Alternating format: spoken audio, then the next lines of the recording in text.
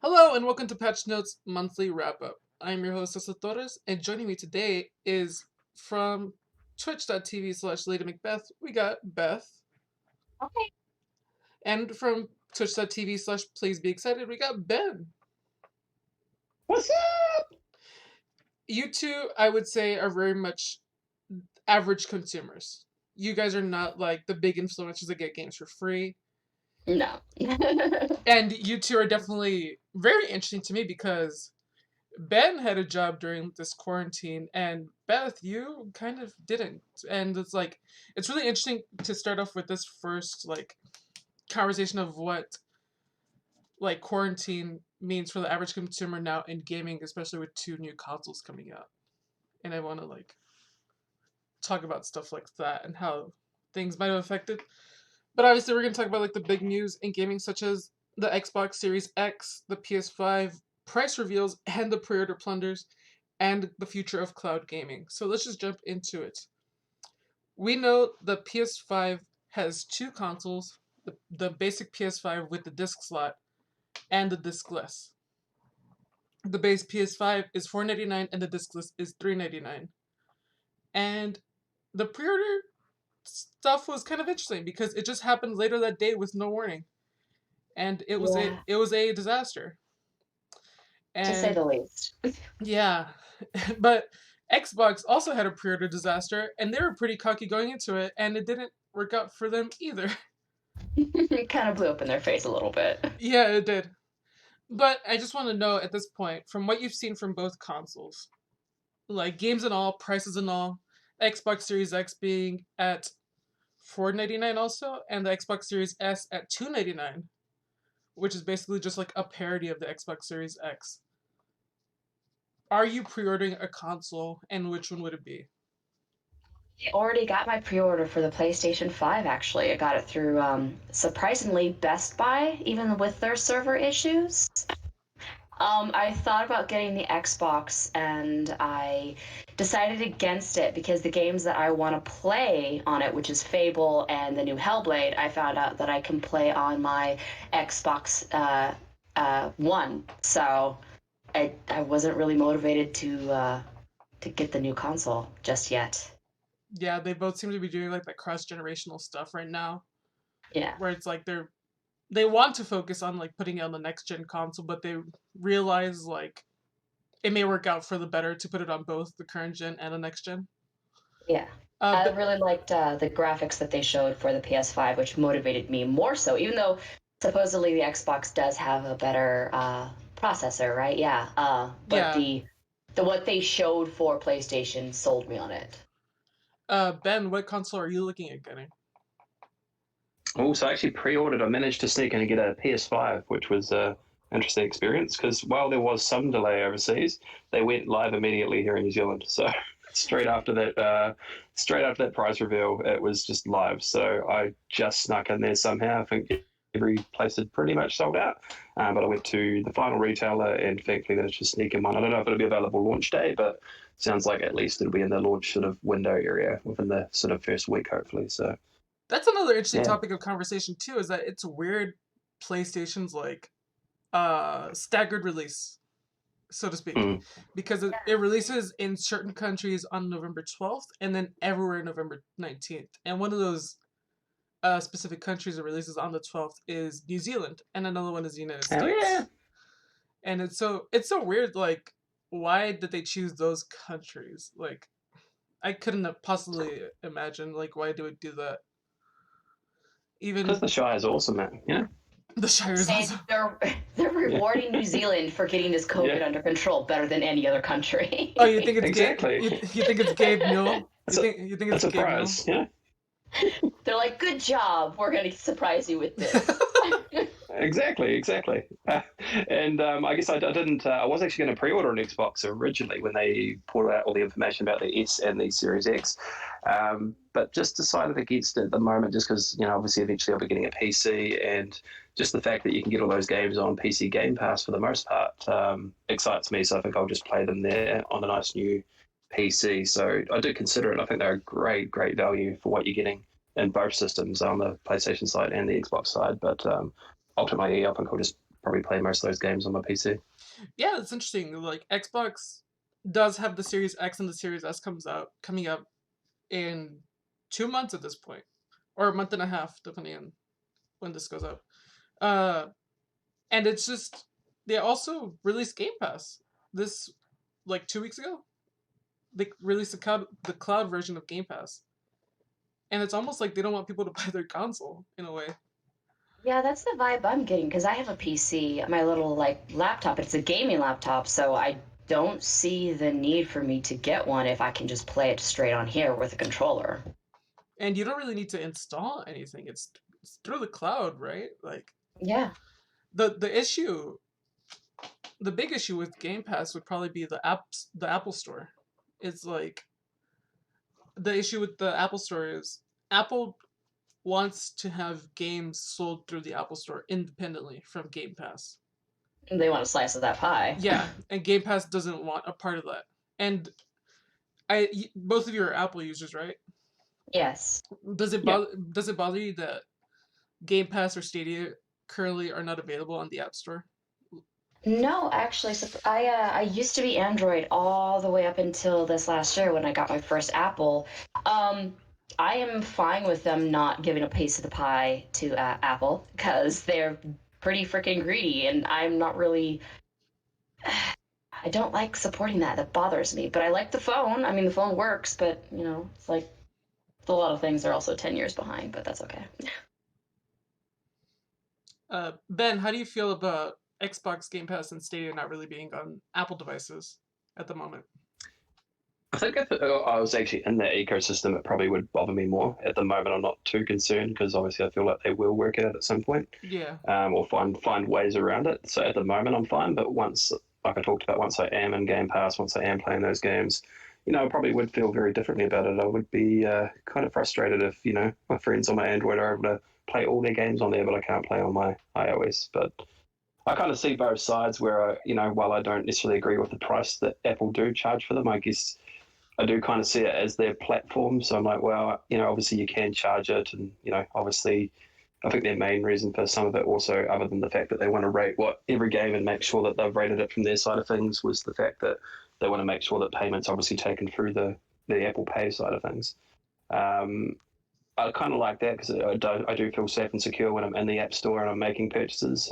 Yeah. Because it's so simple and easy, and I know it's safe, so I kind of get that part of it. But I do feel like Apple's probably just using that as an excuse to, obviously try and make some money later down the track. So Yeah, they have mentioned before that they want to have that security when it comes to games. They want to have they want to verify if a game is safe or not for it to be on the App Store, which is why they want each game individually reviewed. I don't agree with it. I'm not making money either way, so it doesn't really matter. But I think it's kind of like, yeah, it's greedy. It's very greedy for Apple to be requesting that Game Pass put all of its games individually into the App Store. And it's clearly there's a workaround because Amazon announced Amazon Luna, and that's going to be like a web app for Apple. It's not going to go through the App Store. It basically what it would be like, if you go through a browser and you just launch the Luna app. So does that give you more incentive to try that out? Because you can't really download it, and it's just easier for Apple users to do it. So would you guys try it out when it launches? I think I might honestly. It says because Amazon owns Twitch and we stream through Twitch. Yeah. It says that you should be able to go straight from watching Twitch to instantly playing on the Luna. And I like the price. The price is $6. It's definitely going to stomp out the Stadia, in my opinion. I think it'll just be a nice rival for xCloud. But for the most part, I like what Amazon does. They seem to research a lot of stuff and see the mistakes other people do, and just are like, okay, well, let's do this a little bit better. And I think it'll probably start small, but if they do it right, yeah, I think I might do it on the first day. I might.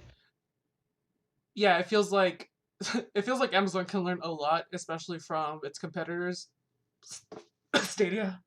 Like they can definitely learn a lot from what's going on right now, especially because like Stadia is still technically a competitor, and nobody talks about them.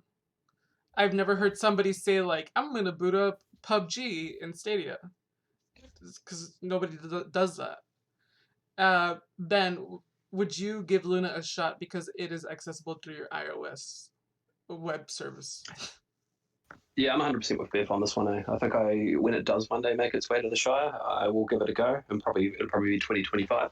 But I think the cool thing about it is the fact that obviously Stadia, their whole pricing structure seems completely crazy to me about how you still have to buy piecemeal game by game. Yeah. Like the fact that with Luna it is just, was it $5.99 for your subscription? You can play the games on there. And all the cool stuff they're talking about by having like, Ubisoft channels and other developers channels where you can actually go in and it sounds like hopefully just pay so much per month for that channel and you can just stream all of their developers' games they have on their channel. Like that seems super fascinating to me. And yeah, the fact that I can play it on iOS when it comes out here, all that stuff, I think it's going to be huge. So I think obviously xCloud, all that kind of stuff that they're doing there is fantastic. But I think Amazon could be a pretty big contender in the future. I think they'll probably leave Stadia in the dust unless Stadia makes some pretty big changes with their pricing structure and models and just getting that to where it needs to be, even performance-wise. And I think it's really funny that a lot of online services are trying to be like the Netflix of games, when really Amazon, the Luna, is being like the Hulu of games, where you pay for a subscription and then you could buy additional channels. And that's really funny to me that they're doing that. With Prime as well. That's what we do with our Prime. We have HBO and Showtime in our Prime. I think it's brilliant. I like that a lot. And also with the Luna announcement, it makes more sense for Twitch's rebranding for the Prime, because it used to be Twitch Prime, but now it's Prime Gaming, which leads me to think that there's going to be more integrations with Luna. What kind of stuff would you like to see come out of Prime Gaming when Luna launches? I would like to see them have some exclusive games only available through Prime Gaming. But what would you guys like to see come from that? Ben, do you have any ideas of what you'd like to see? I think also integration with Twitch. Obviously, with Twitch being as big as it is now, just some of the cool things they can actually do around that. I think they did say that Luna, like a streamer could play a game on Luna, and somebody could automatically be playing that game as well, if they see them playing on Twitch. So they're obviously working on integration there, but like clearly the Prime Gaming, the Twitch Prime, like they changed Twitch Prime to Prime Gaming. To me, that speaks of like they want to integrate more between Luna and Twitch. So what other ideas could there be in between? I think it's limitless, right? Like obviously with all the stuff they've already announced already, but look at what Twitch are already doing with games where you can get special unique items and things like that at the moment, and for people that are streaming certain games and things like that. Like imagine what they could do in the future with that platform. With streamers and people watching on Twitch and just the integration with that streaming platform, it could be huge. That's exactly what I was going to say, actually. I like with Call of Duty and a bunch of other, I think mainly just Call of Duty right now, from what I've seen, is that, you can get special weapons and characters and upgrades and little free things like that. Yeah. But I'm kind of excited because it says free games included with Prime, basically yours to keep forever. Kind of like with the PlayStation Plus, the free games that you get, except for with this, you just get to keep it forever. It is yours. It doesn't go away as soon as you quit Prime. I think something else that could be really interesting is like for Prime is just like more exclusivity. Like you guys said, like little trinkets and stuff, but just like saying like early access to certain games. That like Amazon Studios is working on, but even though Amazon Studios doesn't have a great track record of games, basically stuff like that. Like they could probably work out a deal with like Ubisoft, because like really Ubisoft is not committed to any one company. It was what we've learned this year, because Ubisoft has a great relationship with Nintendo, with Xbox, with Stadia, and now they have a great relationship apparently with Amazon. So Ubisoft is just sleeping around the games industry at this point. But also, what do you guys think about the channels? What do you guys expect out of that? Because clearly there's an Ubisoft channel. What other channels do you think we might see? because EA Play is already a part of Game Pass. So Yeah, they are. what other channel do you think we might see? Could EA possibly pop up in Luna? Could like Rockstar pop up? Square Enix. Yeah, what do you guys think? What do you guys want to see? And what do you think about like the pricing of individual channels? Like what do you think of that idea? Uh Beth, what would you like to I see would as like far to as see a package deal. Like if they're gonna have each channel cost a certain thing, maybe a couple of these companies can get together and let's do a package and like give everybody a deal so they can get both of ours kind of thing.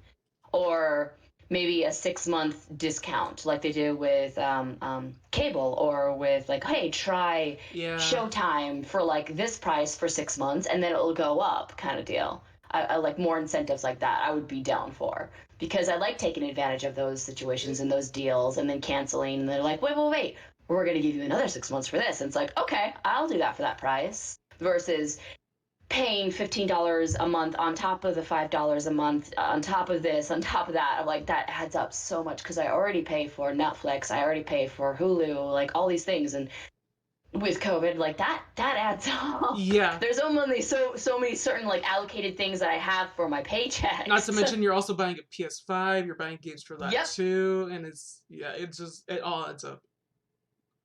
And what also caught my attention is like the unlimited hour for the Luna Prime, or not Luna Prime, it's like Luna Plus or whatever. Ben, do you have any ideas of like what we might see as far as like the Luna channels? Because I personally I feel like the Luna Plus unlimited. Capcom's like, Oh, go ahead. No, you go ahead. no, you go, buddy. No, I was like the Luna Plus unlimited hours thing is really interesting because I feel like some greedy developer, like say I don't know, just off the top of my head, EA, they could probably be like $5.99 but only 6 hours a day. Mm. And I don't know. I don't know if some developer would do that, but I don't know. What would you like to see out of it? What would you want to see out of Luna, or what do you expect to see out of like the channel? Yeah, I feel like Capcom's like a prime one, right? Like we've got to see Capcom at some point on there, right? Yeah, they're even though EA have their relationship with Microsoft, I feel like we still might see EA on here because obviously they're not owned by Microsoft; they're still their own thing. There's nothing to stop them from, I guess, having them on different subscription services. But they might have a streaming deal. They might have as like a streaming deal with Microsoft. Is the thing. Yeah.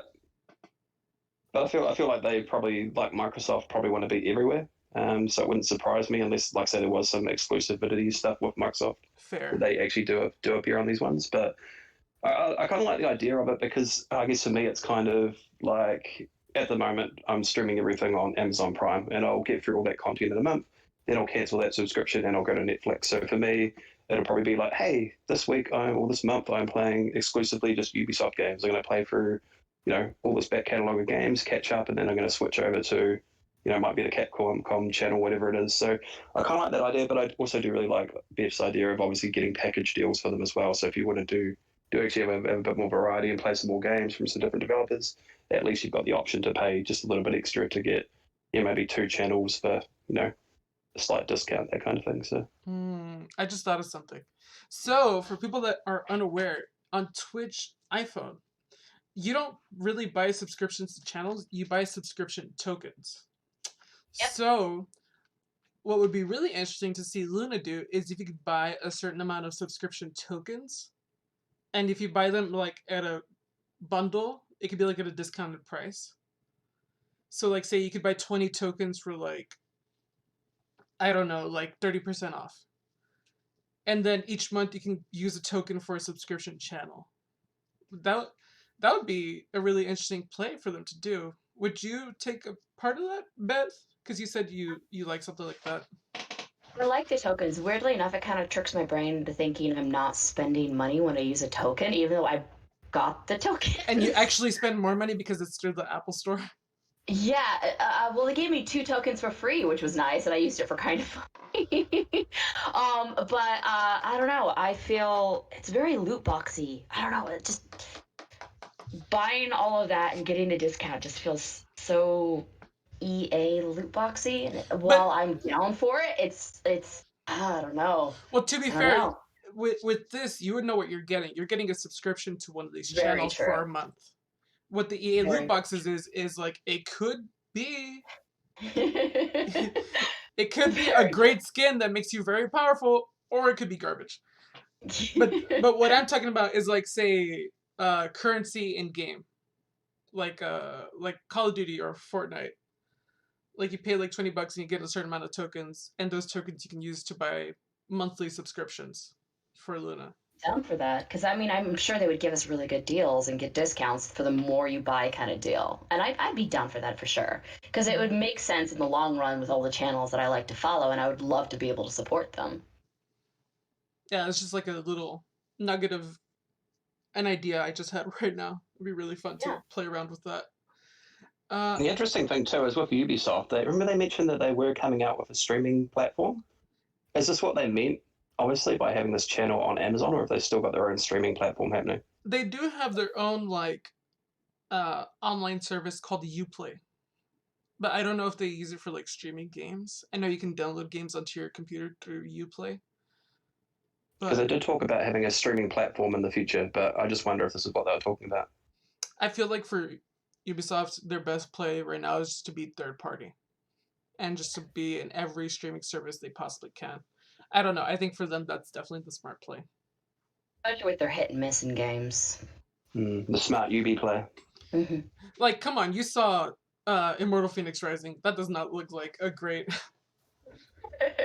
Hey, you're not talking crap about that, are you? I'm also reading for the Luna. Besides Ubisoft, they're going to have Capcom and 505 and Team 17, and it says we're always adding more. Yeah, there we go. We crushed it, Capcom. Yeah. There we go.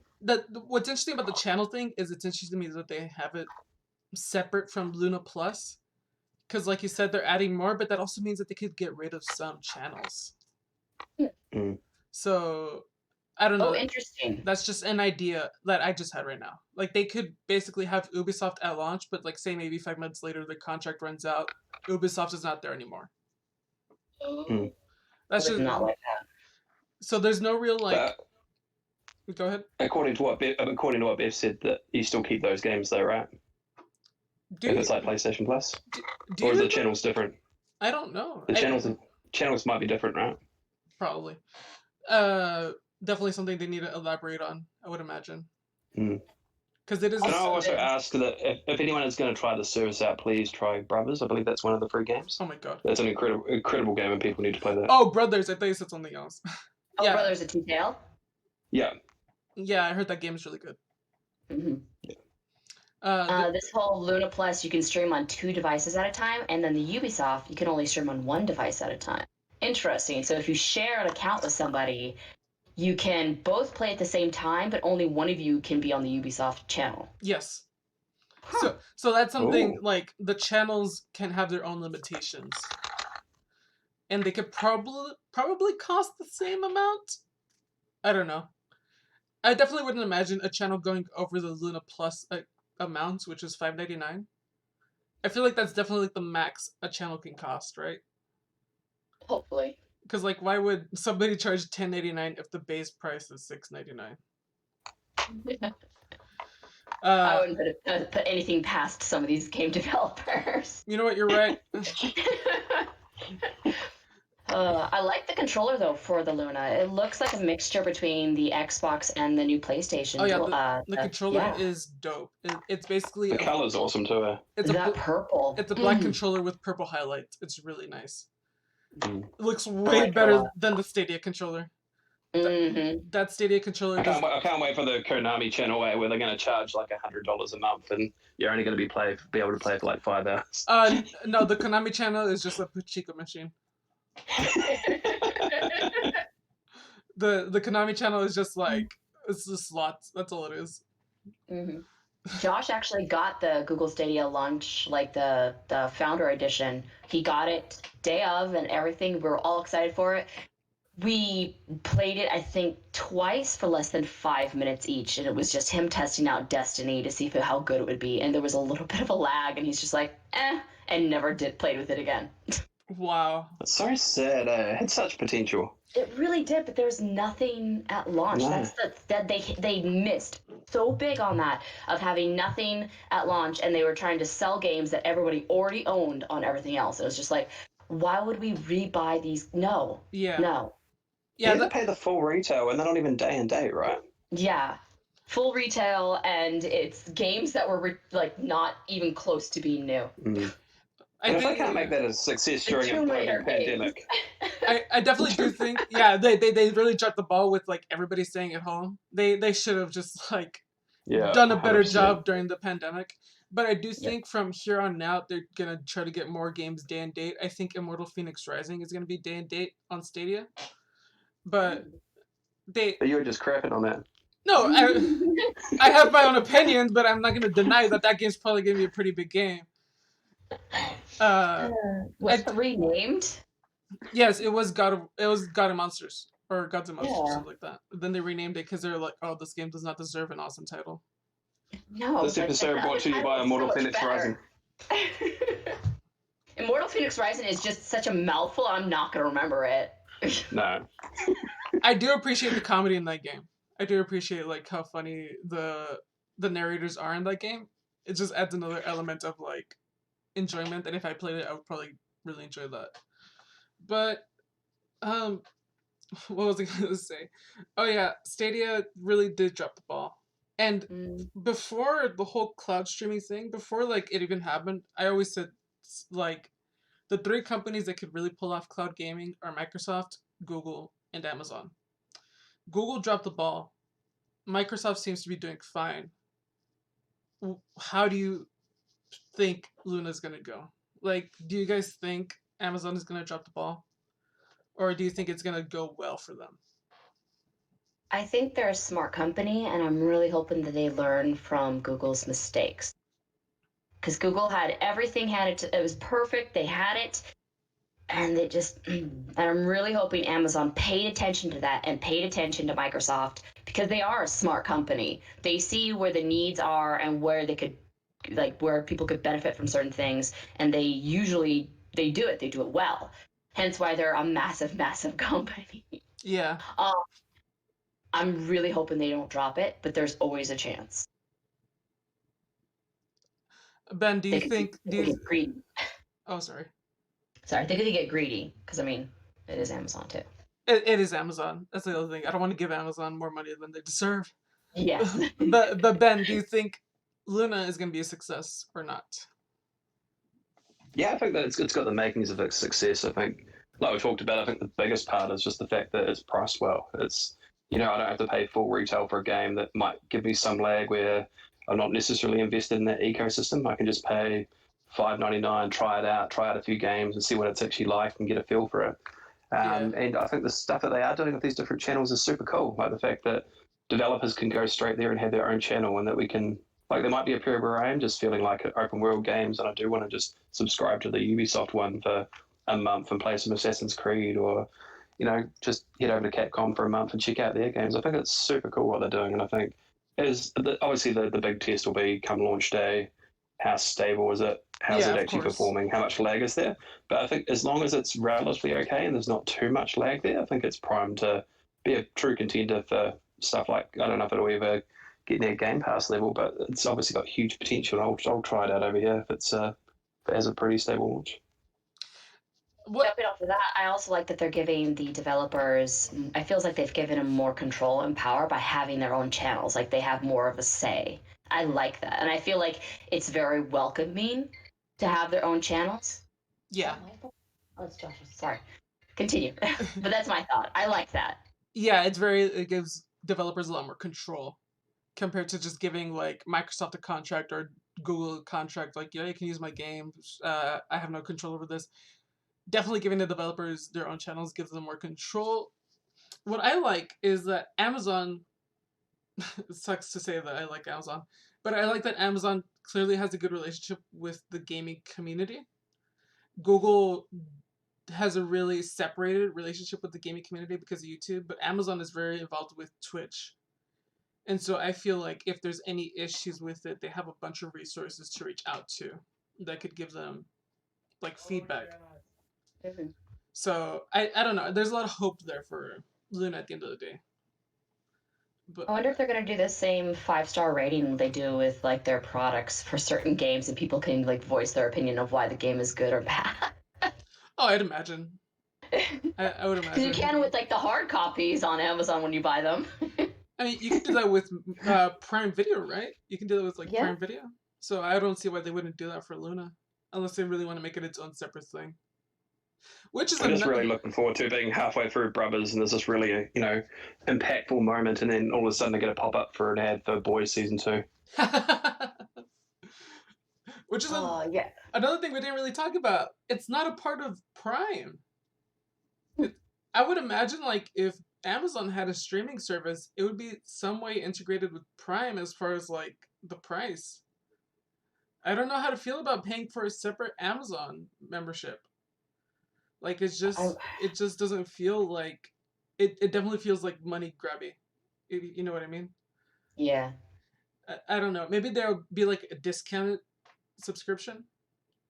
That'd be nice. Or we could integrate it into Prime, but then your prices for Prime would also go up. So it's kind of like a trickery of the Yeah, brain kind of thing. yeah. I just definitely think it's a really interesting choice that they didn't integrate it with Prime as far as the subscription price. Hmm. Maybe some features, but it's a really weird choice that, at least as far as we know. Because as far as we know, there's no integration with Prime whatsoever. We're just speculating, really. Cool. So hopefully something comes out of that. That'd be nice. Right now, I want to get into games that you would recommend. They have come out recently or that you've played recently that you would recommend to somebody else. And Beth, right before we started, you were talking about Super Mario 64. Yes, I had an N64 and I still do. In fact, I'm looking at it right now, but I never had Mario 64. My friends owned that. I had Zelda, so I was heavily into Zelda and like Smash Brothers and things like that. And so Josh bought it for both of us so we could share it. Yeah, And 3D All I Stars. finally started playing it, and I love it. And it's very. It reminds me way back when I was in high school and watching my friends play and like playing around a little bit in it, but never actually doing anything. And I'm like collecting my stars. And I feel like it's easier now that I'm older. Like it's one of those games that was like, this is so hard when you're a kid, and then it's easier because you have a better grip on video games because your skills have developed. But I'm loving it, and I'm singing along to the music, of course, because the soundtrack is fire. I love it. But yeah, I also finished Ghost of Tsushima finally last night. I finally beat it, and God, that game is the most beautiful game I've ever seen in my entire life, and I cannot wait to put that disc into my PlayStation 5 to see what they can do with it. Because, oh my God, it's more beautiful than The Witcher 3 when you go into the other DLC, the Blood and Wine one. It's Yeah. more beautiful than that land. It is gorgeous, just gorgeous. God. But yeah, those are the two things. And I also got to play Among Us for the first time last night, and the stress. But it was a lot of fun. Yeah, I remember you were saying that you didn't really want to play Ghost until you got the PS5. But Mm-hmm. I'm glad it did live up to like some expectations of yours. Ah, it was so beautiful, and it was such a perfect palate cleanser after Last of Us too. It's just, it's an emotional game too, but it was the right amount of feels for me. It wasn't overwhelming. Ben, I know historically you play bad games on your Twitch channel. Please be excited. But you've also been playing some really noteworthy games, such as like Spelunky 2. You want to talk about some games you've been playing recently? Yeah, sure, but I hear you talking mad crap over Chicken Assassin Reloaded. It was not a great game. like from what I saw. It was an amazing game, okay? We played Chicken Assassin on Ben's stream, and he kept playing it for hours after that stream. Oh my goodness. Like that's how I much love he that loved game. that game. Unironically, no, I love that game. No, but like speak honestly of like games you would recommend that you've been playing recently. Yeah. Cool. Yeah, no, I guess probably the big ones I've been playing. Tony Hawk Pro Skater 1+2 is just such an incredible, just complete remake from Vicarious Visions. I've absolutely crushed it. It feels incredible if you're just after a fun, just chill out game with great music. You just want to zone out for a while. Tony Hawk's the perfect game for that. So definitely pick that up if you have any interest in that at all. I've been playing some Spelunky 2. It's more Spelunky, but in the best way. It's super, super fun. But I think one I want to give a shout out to, which I don't think a lot of people are talking about, is Hot Shot Racing. Oh So yeah. if you at all love old arcade games, like Daytona Racing, pretty much those old arcade games, you go into the arcade, you'd sit in the car seat and you'd race. It's very much like pretty much all of those games. The art style looks like what a modern PS2 or PS1 game would look like now. So very clean, crisp graphics, but with that kind of older art style. It's super cool.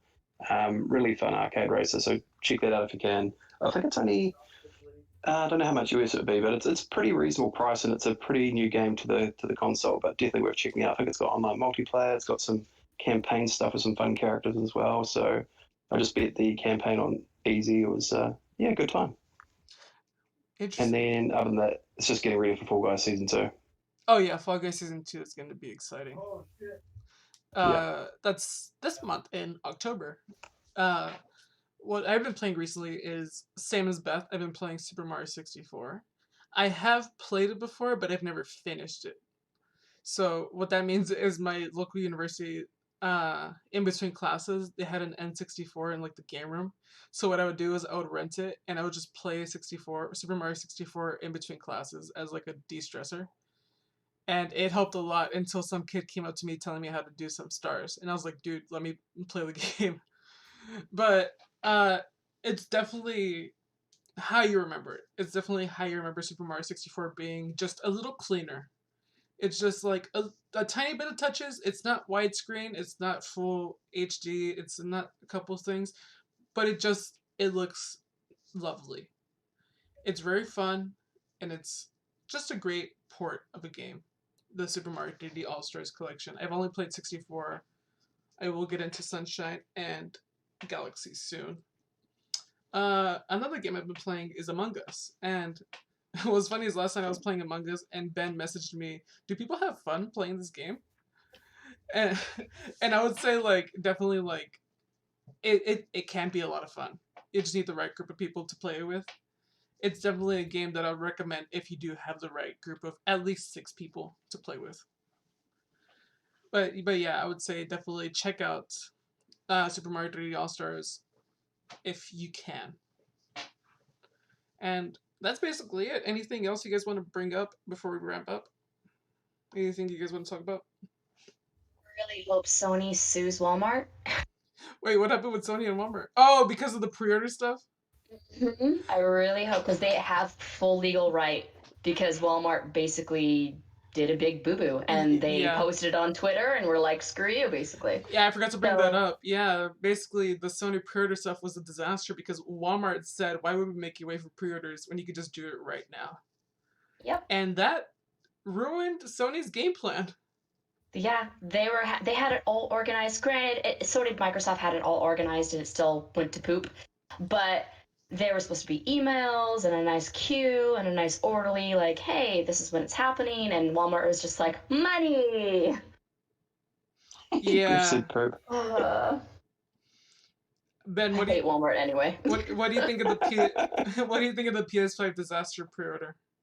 What do you think of that, Ben? I kind of think, sadly, a lot of it probably was unavoidable. I think really what they should have done, because they did tell people they were going to have plenty of time before the pre-orders went live. I don't know why they didn't say before that event, look, pre-orders will go live, because it's not a release date they're giving. They're just giving the pre-order date. They should have just said pre-orders will be available on this day. That's another thing, too. Yeah. That presentation was very unorganized. Just like this podcast, because we're bringing up a lot of stuff we probably should have talked about. But it's still not over, so we might as well just talk about it. The PlayStation 5 event didn't answer a lot of questions. They left a lot of questions open, such as launch games. Such as, like, Spider-Man Miles Morales is a launch game for the PS5. Bloodborne? Was that the game? Demon's Souls. Demon's Souls. Demon's Souls is a launch game. And they didn't say that in the presentation. And they, like you said too, Ben, they said they were going to give people plenty of time to pre-order, or plenty of time beforehand for the pre-order date. I don't think 24 hours is enough time. No, not at all. No, I'd say at least a week, right? Yeah. Like That's Some just people need plenty to of time. move funds around and like allocate, like Yeah. they like, yeah. Yeah, people definitely need And to I like think schedule like it out. Beth said, it's on Walmart too. Like Beth said, like they shouldn't have gone early, but really, like so when they tell people they've got plenty of time, that's on Sony. They should have foreseen that and thought actually let's give them a week, 2 weeks notice. Just plenty of time is not a day or 2 days. Yeah, no, they definitely Or immediately after the freaking event over here. they were definitely like really confident. They're like, we got this handled. But I do like that afterwards they were like, we messed up. Yeah. we messed up. I do appreciate that. But And Xbox tweet to that of like, we're gonna do it right. yeah, clearly they did. I was so nervous when they did that. They were so cocky. They Good word. They were so cocky. They were so cocky, and it just fell on their face. Can we talk about all the stores' servers just being junk? Yeah, they did. I mean, this is 2020. This is 2020. Why are the servers still crap? To be fair, a lot of internet bandwidth has been lowered because there's way more people using the internet now, and the infrastructure is not like strong enough because the economy is weaker. But any other country, and like their internet is fabulous and cheap, and then we're here and it's No, like no, an arm yeah. and a leg for like meh. I agree with you. It should be better, but that's just their excuse. Yeah. Yeah, it definitely should not have hit the fan, especially because Xbox gave everybody plenty of time. Mm-hmm. And people we know, like Bryce or Miss Envy, they had to like dig into really weird corners to try and get their pre-orders. The Microsoft Store, a lot of people were having the worst issues trying to get it, and that's direct from Microsoft and Xbox. There should have been no issues there based on their tweet of "we're gonna do it right," and it's like, like everywhere else, I get their website's crashing, but when yours has an issue of checking out, then you put your foot in your mouth right there. Also, I like the weird pre-order scheduling PlayStation tried to have, like an exclusive pre-order. Like, do you remember that when they sent out emails to like a very limited group of people, and they're like, "You're going to be the first ones to pre-order in this very special queue." Yeah, right. I was in that. I signed up for that, and I was like, I was supposed to get an email, and it never happened, and I'm still waiting for the other the pre-order email. I'm still waiting for mine. It's supposed to happen supposedly. Because I have one of Josh's cousins that hasn't gotten it. All the rest of us have gotten it. His brother, we've made sure that all of us have got our pre-orders, but one. So we're still on the search for one. That's interesting. And also the price difference of the PlayStations, I don't think it costs $100 for a disc. $100. That, I'm just like, I don't understand. It's almost $200 there. It's almost $200. Yeah. No, actually, I don't understand the price difference in those two things. I think I was talking about this with another group of friends. I think they're actually losing money. Oh yeah. Because console developers have mentioned before, when you sell a console, you don't make a lot of money off of that. You don't make a lot of money off of it. And going based off of like the Xbox SAD, the S Digital, where it didn't have the disc drive, that was $50 cheaper. So for this to be $100 cheaper, they're probably losing just so much money, just like so much more money. And they made less of them. Yeah. Which makes sense, right? Yeah. Which I think is part of the reason why they're really pushing PlayStation Plus, in the hopes that people do invest in their ecosystem so they can try to recoup some of that money. Yeah.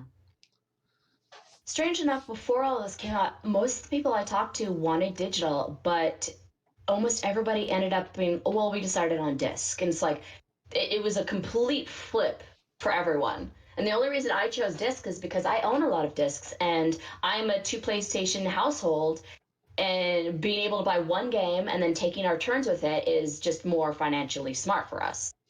Oh, you're doing that PlayStation used game share thing? That advanced technology introduced on the PlayStation 4? Did you ever see this video? No. Okay, so this is like a history lesson. When the Xbox One was announced, they were like, you can't share game discs. And so PlayStation made fun of them by making a video where Shuhei Yoshida gave a disc to somebody else. And I was like, this is how Shout out to Adam Boys. Yeah, like this is how you can share games on the PlayStation. I don't understand why they would try to say you can't share the disc. That's just Well, clearly, like they I learned their love that. lesson. Yeah, I love that with my friends of like, hey, I finished God of War. Would you like to play it now? Heck yeah, thank you. I don't have to spend $70 on a game. Yeah, yeah, it definitely does make a world of a difference when you can share a game with somebody, and it definitely does help a lot. Yeah, Uh, because then we can buy more games after that. It's more incentive to buy other games and try other games and spend more money there. it's basically free advertising, really. Yeah, that too. So, but I do like the whole like game upgrading stuff, like the next gen upgrades, like say for Witcher 3.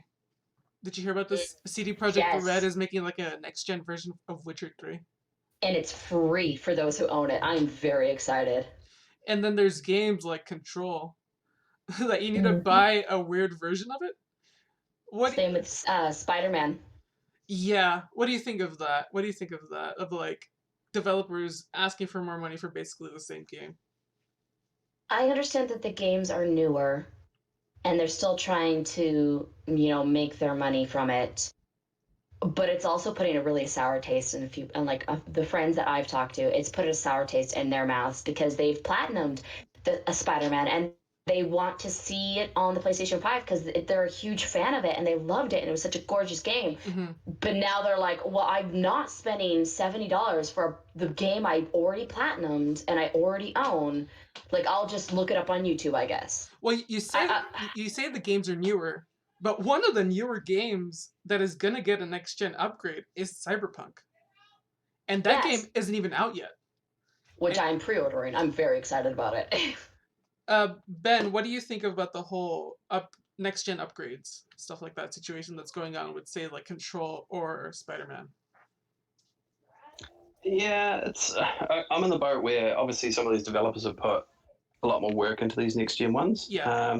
I don't agree with their practices. What I would like to have seen is if they put a huge amount of work into it and they want to try and get some of that money back from that development time, is to just have an upgrade price. Like I wouldn't mind paying 10, 20, $30 depending on the game to pay for an upgrade. But where I think it's dirty is someone actually buying, like for me, for example, for Control, right? I bought that game at retail. I've never got around to playing with it, and it was going to be my next gen game that I was going to check out on PS5. But now I won't be playing that because there's no way I'm paying the full price of the game that I paid for at launch, plus the special ultimate whatever edition they call Which it. is like what, four It's ninety like nine? it's not even it's not even yeah, exactly. It's not even. I mean, even two standard games. If they released it, I'm sure they will as a PS5 game outright. That might be the cheaper option. But even with the game prices, some of them are charging, more for a PS5 game than a PS4 game. So I don't see why I shouldn't be able to just pay a fee just to upgrade to the next gen version. It seems slightly shady that I need to go and buy that special Ultimate Edition to do that. Feels like Google Stadia, basically. Like, I already Yeah, own this game, but I Yeah. have to buy the whole game over again. Really? exactly, exactly. Like, you'd think they'd be able to read that you already own the game based on the save data that you have. Like, even if you sold the game, like, to GameStop, but being able to see that you have the saved data, that you had this game, I agree with you. I would love to be able to pay just an upgrade fee, up to 20 Hmm. bucks, Yeah. maybe. They would make so much more than this full price crap. At Yeah, least because I feel like people are either like, no, there's no way I'm paying that. But if they had an upgrade fee, I feel like a lot of those people would just pay it. But like, I want to Mhm. support developers. I just don't like this shady business. at least the Agreed. cool thing with like the thing that makes it's somewhat palatable, like say for Control, it's not a complete excuse. I'm not making an excuse for them, but you're paying $49.99 for like a game and DLC, and it's not an excuse, but it's like it's worth something. But it's already a game that a lot of Mm. people own, so it's already a very sour taste. And Spider-Man, you don't need to buy the 2018 version of Spider-Man. You could just buy Miles Morales for like what, $40. Yeah. So it's not. And at least that I get because that's a different game. Yeah, it's a different And, experience. Yeah, and you can still play PS4 Miles Morales backwards compatible, right? So yeah. I guess it's the same with Control. I guess that all should hopefully be backwards compatible too. But It it's could be still a better little bit though. shady too. It could be It's better. still a little bit shady. Yeah, It, 100%. I'm not making like defenses for them. They should definitely be better, regardless. Yeah. Yeah. Definitely a lot of interesting stuff that like obviously we'll never understand them, and they'll never really completely understand us, which kind of sucks. Yeah, it's And I guess on the flip depressing. side, Go ahead, Ben. I was going to say on the flip side, I guess when you went from PS3 to PS4, there was none of that. You had to pay for the full new game, right? Yeah, I think so. Like, say, yeah, because nobody really bought PS3 games. Like, well, not that nobody bought it. They just had a smaller install base PS3. I don't know, when I had GTA on PS3, I had to pay for obviously the GTA Special Edition on PS4, Hey, but you and get I think and all the Assassin's Creed games as well. I think I had to pay for them again. hey, but I don't everybody gets understand. GTA 5 free for PS5. Oh yeah, we yeah. do, don't we? Everybody gets it for free.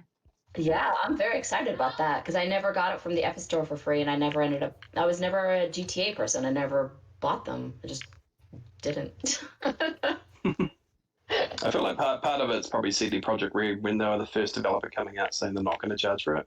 I think it probably just meant that people kind of had that expectation that they weren't going to be charged for that. Yeah. No, yeah, they definitely set a standard that a lot of other developers are not meeting. They also set a standard with their games of actually taking the time and developing a full game before they release it. Yeah. Yeah. But to be fair, a lot of the value of Witcher 3, the amount of game we had with that, and their DLC. Like, yeah. Oh, the DLC was an entire game all on its own. Yeah. To be fair, a lot of old games do have glitches. They just didn't have the benefit of having patches for them. Yeah. So, like, Mario 64 is not a perfect game when it came out. They released that game 3 times on the N64 because that's how buggy it was. Oh. But yeah, no, it's definitely an interesting time to be alive. Oh yeah. Any other final closing thoughts? Anything else you guys want to mention?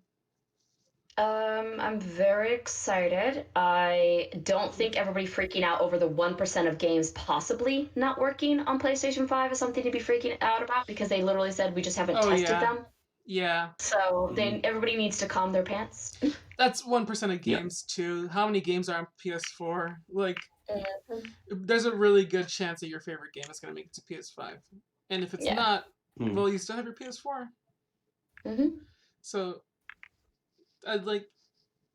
you still have your PS4. You could always jump back to it. I don't know. Ben, any closing thoughts? Anything you want to bring up? I just want to say thank you to our sponsor. This episode is brought to you by Phoenix Immortal Rising. Check it out, December. Caesar's Game of the Year. Check it out. It's going to be a good time. It does not have a good HUD. It does not have a good UI. Stop talking shit about it. Oh no, I went this whole podcast without swearing and I just swore, sorry. Do you think that there's going to be a Fallout Vegas 2? That's true. We didn't bring up Xbox buying Bethesda. No, we did not. That's a really interesting thing that happened. Do you think... Very. Okay, so really quickly, do you think Bethesda is going to make more first-party games for Xbox? Because I think Xbox would be losing if they didn't publish games on PS5, but also they didn't keep some games for themselves. I think they literally acquired this specifically for Game Pass to help Game Pass even more. So even though it's doing great, Game Pass is a great deal. I highly recommend it. But I think that no way are they not going to release the Elder Scrolls and the new game that they're working on that's supposed to come out before that. Of course they're going to release it to freaking PlayStation. And if they don't, I'm going to play it on PC so I can mod it anyway. Like, I'm not too concerned about it. But I genuinely think that they got it just for Game Pass. It's interesting too. I agree. Because like right now Bethesda does have a lot of contracts with PlayStation. Like Deathloop is a console exclusive for PlayStation. Yep. And it's interesting that Bethesda. I think it'd be really special games that like say Xbox keeps for themselves, like say Fallout New Vegas 2. I think they should keep that because they have Obsidian. Yes. Yeah. And it just makes. I don't know. If I was Phil Spencer, I'd be like, we can give everybody PlayStation. Well, we'll keep this one for ourselves. They would make so much money if they did that because that is hands down the best Fallout game. And nobody would have to buy a console to play it. You could just get it on Game Pass. Yep. I don't know. God, I would really love a new Fallout Vegas. Oh. Ben, what do you think about Xbox buying Bethesda? And I forget the guy's name. The guy from Bethesda everybody loves to hate. Todd Howard. Todd Howard, yeah. No, I think it's a smart move on their part. I mean, it's huge. I mean, it'll be massive for Xbox. I agree with Beth that I think the big games will probably still come out on PS5, but I think, like Beth said, it's more about the Games Pass move. The fact that it's effectively free on Games Pass is a huge, huge thing. Like when the new Elder Scrolls comes out, and you can just pay the subscription for Games Pass. That's massive, right? As well as all these other games. So I think that's all they need. I don't think they need to necessarily have that exclusivity for those games, but I think they'll pick and choose pretty wisely, and I think they'll just see some of these smaller games that are quite cool that may not necessarily have need to get a huge return on them. I think we'll see them probably just exclusively on Games Pass, but I think for the bigger titles, I think they'll probably be released everywhere. But yeah, huge move to Microsoft. It's awesome and such good value going forward for Games Pass. I mean, I love them as a studio. They only put out fantastic work, so it's going to be very, very interesting. Especially, I guess, hopefully we get some time frames and release dates one day for Starfield and Elder Scrolls. That'd be nice. But yeah, I think like Beth sort of alluded to, what does that mean now with Obsidian and with Bethesda now being owned by the same company? Yeah, that's really hopefully funny. We can get Fallout. I'd love Fallout New Vegas too. Like, that was my favorite Fallout game by far. So I'd love to head back there and yeah. No, I think it's a great move from them. Insane price. It's insane that amount of money, right? What was it, $7.5 billion? $7.5 billion? Yeah. That's insane. That's unreal. To be fair, dude. it's not just like one studio, it's a conglomerate. It's a bunch of studios. They own multiple. But there's a lot of copies of Phoenix Immortal Rising, right? Like that's insane. Dude, that's at least 2 copies of Immortal Phoenix Rising. It's at least. that's like one special edition copy of Control for PS5. That's nuts. It's like one Xbox Series X, dude. It's crazy. Dude, nuts. But no, I think it's going to be awesome. It's going to be great news for gamers, I think, just in general. So very excited to see what the next few years are going to bring for Xbox.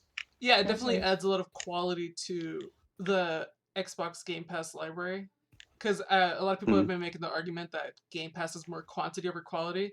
Bethesda has a lot of great quality games. And so I feel like it definitely adds to that library. Say what you will about Fallout 76. They still have a bunch of other great games. I've heard that it's gotten better after launch. Like they fixed a lot of things. I heard it got worse because of a recent patch. Really? Yes. Oh no, I have it, but I've never played it. Oh yeah, we still need to play it. That's true.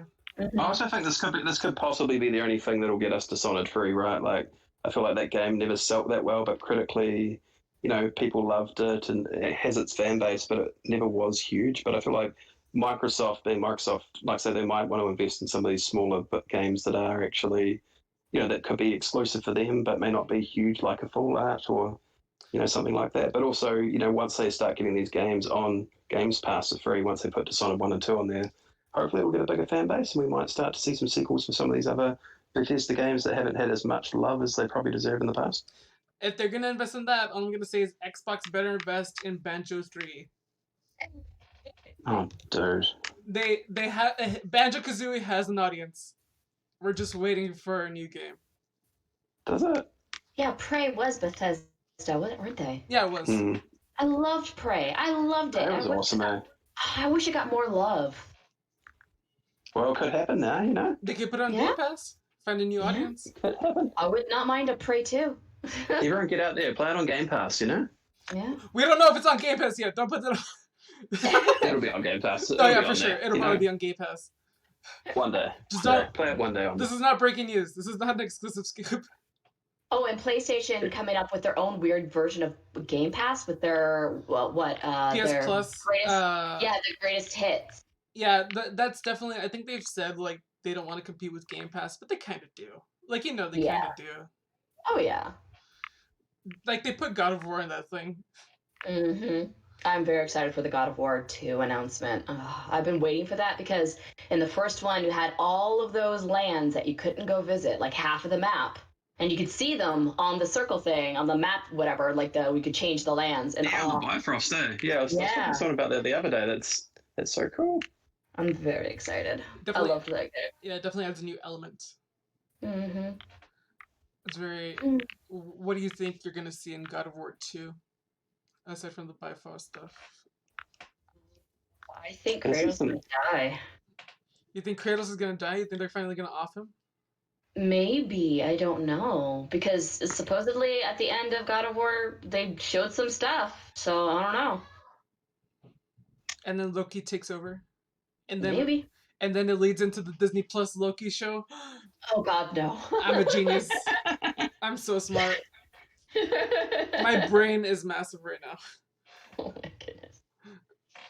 No, would that be? I feel like they're going to play around with. I feel like they're going to play around with who Loki is, right? Like everyone Yeah. in that. Mhm. When you play God of War, obviously they play around with the mythos around. Oh yeah, spoilers you for know, God of all War, the by the way. different people. Spoilers for God of I'm War. not, I'm not, I like the I'm games. not, I'm not going to spoilers. It's okay.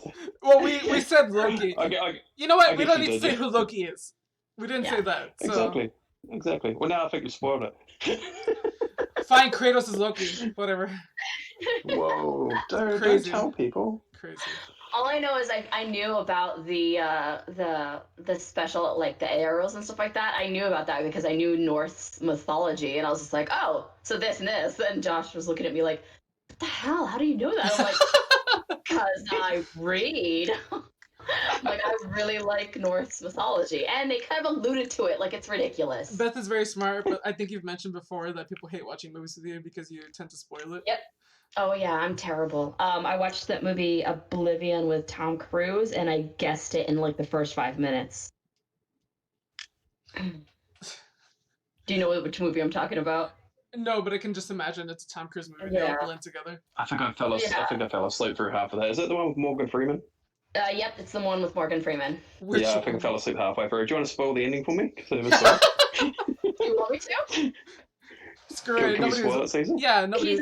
He's a clone. There's multiple of him in each of the regions. Yeah, that's where I And, thought that was They going. were Yeah. talking about all of this stuff, and like the first, they were like it's describing the world in the first 5 minutes. I'm like, oh, he's a clone, and everyone's like, you've seen this before? I'm like, no, it's blatantly obvious though, and they're all looking at me like, what the hell? I did the same thing with Shutter Island. I watched the trailer, Yeah. and I was like, oh yeah, he's the patient, and everyone's like, what? I'm like, how was that not obvious? Like you just. It was super obvious. It's very obvious. Like, the movies have a formula, and I don't mean to ruin it. I hate being that person because I feel bad, but at the same time, I'm super proud of myself. I'm like, I figured it out.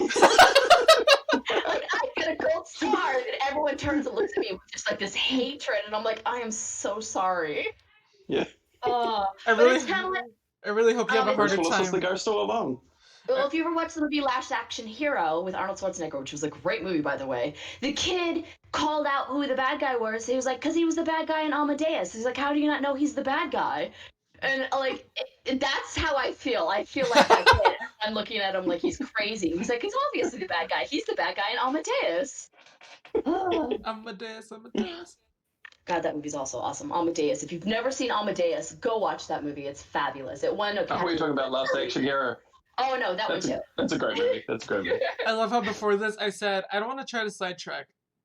Sorry, I know. No, it's I am fine. the queen of sidetrack, though. We know this. No, yeah, it's fine. I should have known what I was getting myself into, but it's fine. Anybody who listened this far is in for the ride. They're in for the conversation. Any other closing thoughts that I might have missed out? Because again, this is the first time I'm trying this, and clearly I missed out on a lot of things that Beth has reminded me of. Well, I didn't like that PlayStation did mess up some of the stuff in their showcase. They Yes. did do a stellar showcase of their games. Like, they started strong and ended strong, and they had a strong middle. And I feel like a lot of the other developers who do these things could learn a little bit in that form. And then PlayStation could also learn, of actually being more clear in their wording Yeah. of like certain stuff that they need to learn how to do that. PlayStation knows how to present, they don't know how to communicate. Exactly. That's perfect wording. Ben, any other closing thoughts? Not really, yeah. No, I think we covered the big ones anyway. Now we've got Bethesda out of the way. Just a little Yeah. news story, that we almost missed. Look. I'm trying, Ben. You're crushing it, buddy. You're crushing it. Yeah, you are. Thanks. Phoenix Immortal Rising coming this December. Oh my God. Pre-order now. All I want is an Alien Isolation 2. All I want is Oh, Breath of the Wild 2. But Oh, it's that's going to be a cool. long time until we see that. And it'll probably be a month until you hear us again. Thank you for checking this out. Please tune into the other weekly episodes of Patch Notes, where I bring you the weekly gaming news you need to know about in short, bite-sized stuff. Where can they find you guys? Beth, where can they find you? I am Lady Macbeth with an MacBehth. So I spell my name funny, and I'm really sorry. But I am on Twitch. I am on Twitter. All the good little social media platforms. This October, I'll be streaming pretty much nothing but scary games. So I'm very excited about that. Ooh, nice. Benny, where can they find you? Oh, you can find me at please, then the letter B, excited at twitch.tv/please be excited. Please be excited on Twitter and just with underscores in between on Instas. Yeah, that's pretty much it. And you can. Oh, and Simply Sassy Vids on Twitter, please. Otherwise, I'll get in trouble. I don't want to get in trouble, though. I'll never live it down. So, Simply Sassy Vids on Twitter. Please don't hurt me, guys. And you can also find Ben on Mario's podcast. Because apparently Am I on Mario's podcast? I don't know. That's a joke of It's Ben been a while. It's been a while, yeah. You could find me everywhere at Caesar Towers. That's CEASARTOWERS, and also on Patch Notes, which is where you're listening to right now, and also Simply Sassy Vid somewhat. But, and Immortal Rising fan at .com. Is that right? No. Nope. I still love how you got your name as the Starbucks misspelling your name. Yeah, that's basically the story behind my name. But that's it. Thank you guys for joining. Thanks for listening. And hopefully we'll get to see you next time as we wrap up your monthly Patch Notes. Thank you.